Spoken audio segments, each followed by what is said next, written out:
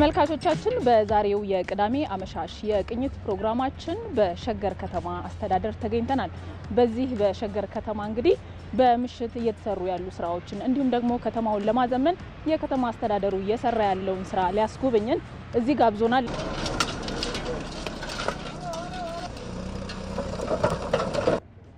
እንዴት አመሻችሁ? እንዴት ናችሁ? ሰላም ነው? እንኳን ደህና ቆያችሁ። ሰላም ነው? እንዴት ነው?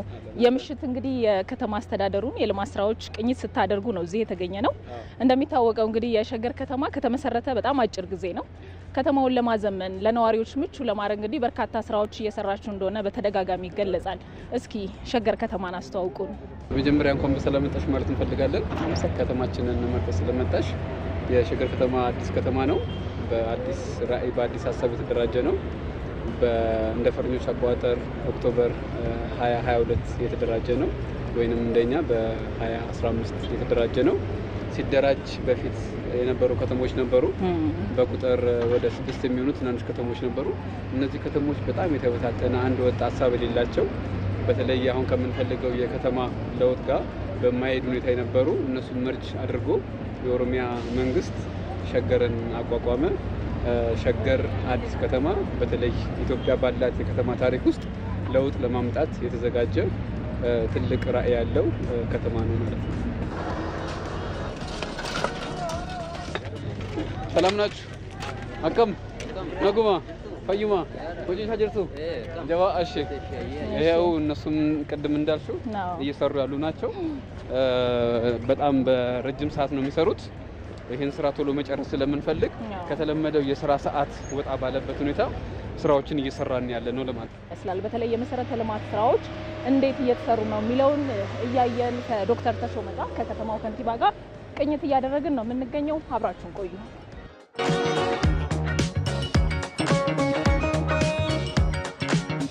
ሸገር ከተማ በርካታ ነዋሪዎች የሚኖሩባት እና ከተማዋን ምቹ ለማድረግ በርካታ ስራዎችን እየሰራችሁ እንደሆነ ነግረውኛልና ከዛ ባለፈ ደግሞ ወደ ሸገር ከተማ የሚመጡ ጎብኚዎች እንዲቆዩ ከተማዋን ሳቢ ለማድረግ ምን መዳረሻዎች አሉ? በቀጣይስ ምን አይነት የኢንቨስትመንት አማራጮች አሉ?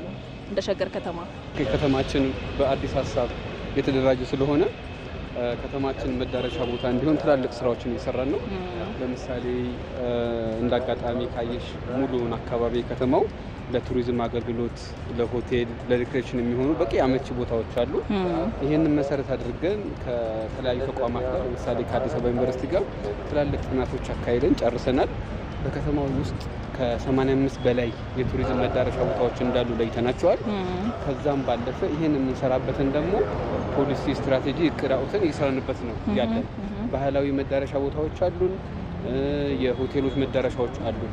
ለምሳሌ በቅርቡ ያስመረቅናቸውን አፍሪካ ቪሌጅን ብትመለከቺ የከተማችንን ራዕይ የምናሳካበት ብዙ ስራዎችን ሰርተናል።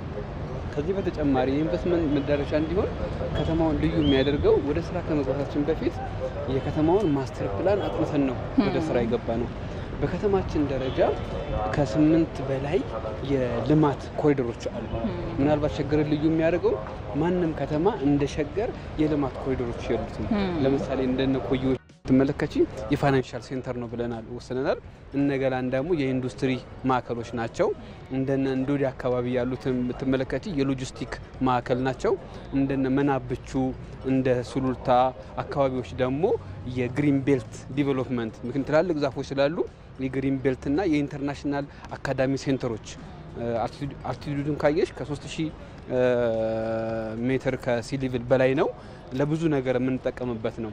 ስለዚህ ኢንቨስትመንትን ለመጥራት ወይንም ኢንቨስትመንትን እኛ ለማምጣት ዘመናዊ የሆነ የኢንቨስትመንት ማኔጅመንት ጀምረናል።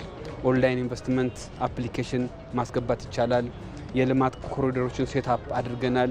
ኮኔክቲቪቲን ቅድም እንዳነሳውልሽ የመንገድ ግንባታዎችን እየሰራን ያለ ነው። አገልግሎታችንን ደግሞ ሞር ኤፊሽንት በሆነ መንገድ ለምሳሌ በፊት ከነበሩ ከተሞች አኳያ ካየሽ ሸገር በተለየ ሁኔታ በጣም አውቶኖመስ የሆነ ከተማ ነው በኢንቨስትመንት። ይህንን በመስራት የኢንቨስትመንት መዳረሻውን ለማጠናከር እየሰራ ነው። በከተማው በብዙ ቦታዎች ላይ በምሽትም ጭምር ግንባታዎች እየተካሄዱ ነው። እንደው ከተማን በማዘመን ሂደት ውስጥ ደግሞ አንዱ የመንገድ መሰረተ ልማት ነውና በስድስቱም በር የሚገቡ ተሽከርካሪዎችን ከማስተናገድ አንጻርስ በምን መልኩ ነው ማዘመን ያሰባችሁት? የሚገርምሽ ሸገር በአዲስ ሀሳብ የተደራጀ ስለሆነ ከዛም በተለየ ደግሞ ወደ አዲስ አበባ መግቢያና መውጫ ስለሆነ በተለየ ሁኔታ ነው አዲስ ዲዛይን አዘጋጅተን የፍሰቱን ቀለል እንዲልና ውጤታማ እንዲሆን እየሰራን ያለ ነው። አሁን ለምሳሌ 135 ኪሎ ሜትር ነው የመንገድ ማስፋት ስራዎችን እየሰራን ያለ ነው።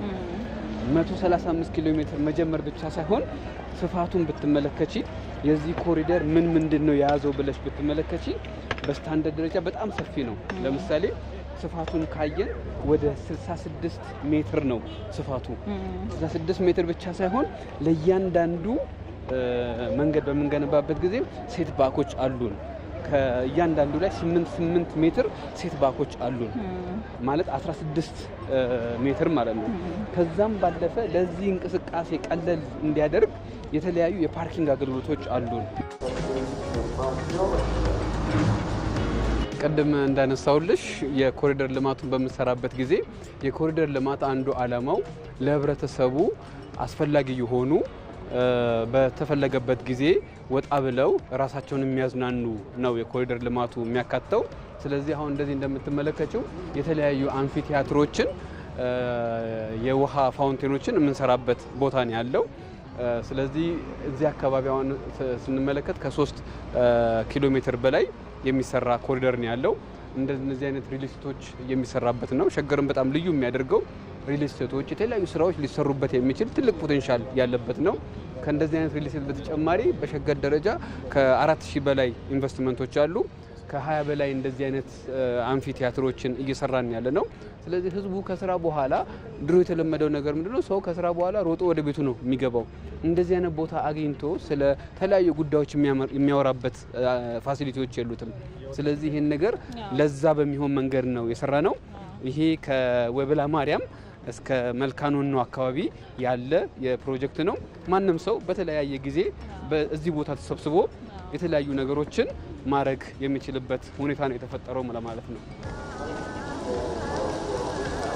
የሸገር ከተማ ዘመናዊ ከተማ ስለሆነ በአዲስ ራዕይ የተዘጋጀ ስለሆነ ለሚቀጥሉት 10-15 ዓመታት በአፍሪካ ውስጥ መሪ ከሚባሉ ከተሞች አንዱ የመሆን ነው ያለን ራዕይ።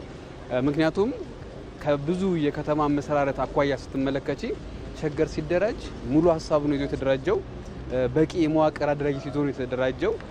ስለዚህ ከጥቂት አመታቶች በኋላ በአፍሪካ ደረጃ ከሚታዩ ውጤታማ ከተሞች ውስጥ አንዱ ነው የምንሆነው። ምክንያቱም በቂ የመሰረተ ልማት እያካሄድን ያለ ነው። በቂ የኢንቨስትመንት መዳረሻ እንዲሆን ነው እየሰራን ያለ ነው። ከዛም ባለፈ ውጤታማ የሆነ አገልግሎት እንድንሰጥ ዘመናዊ የሆነ አገልግሎት እየሰጠን ያለ ነው። ስለዚህ ከጥቂት አመታት በኋላ ከ10-15 ዓመት በኋላ በአፍሪካ ውስጥ ከሚታዩ 20 ከተሞች ውስጥ አንዱ ሸገር ይሆናል ማለት ነው።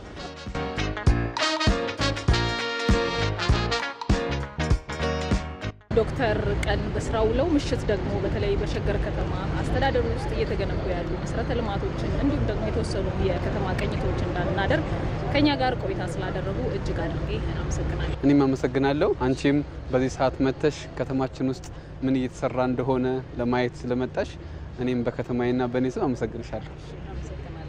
ተመልካቾቻችን በቅዳሜ አመሻሽ መሰናዷችን ዛሬ የቃኘነው የሸገር ከተማ አስተዳደር ነው። የሸገር ከተማ አስተዳደር እንግዲህ በምሽት ምን አይነት መሰረተ ልማቶች ይሰራሉ እንዲሁም ደግሞ የተወሰኑ የከተማዋን ገጽታ ተመልክተናል። አብራችሁን ስለነበራችሁ እናመሰግናለን።